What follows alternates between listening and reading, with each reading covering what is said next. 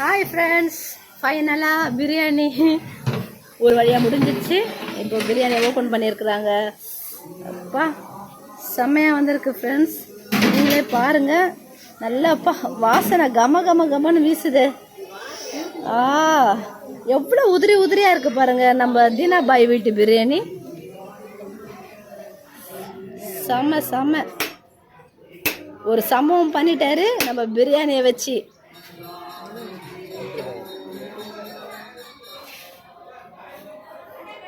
யார்கிட்ட கொடுக்கலாம் இப்போ சாப்பிட்டு டேஸ்ட் பார்க்கறதுக்கு?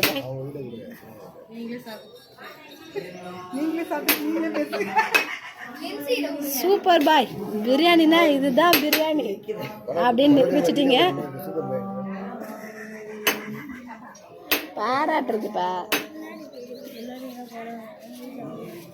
அதை பாருங்க, மல்லிகைப்பூ போல மல்லிகைப்பூ இட்லி கேள்விப்பட்டிருப்பீங்க, மல்லிகைப்பூ அரிசியை கேள்விப்பட்டிருப்பீங்களா? இதுதான் நம்பர் 1 பிரியாணி.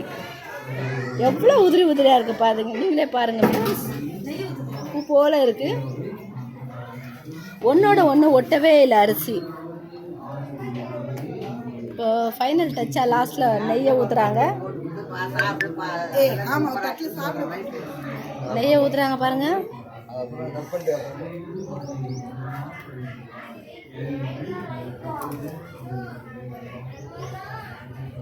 இப்போ நெய்யை ஊற்றிட்டு திரும்ப லைட்டாக மிக்ஸ் பண்ணி விட போகிறாங்க.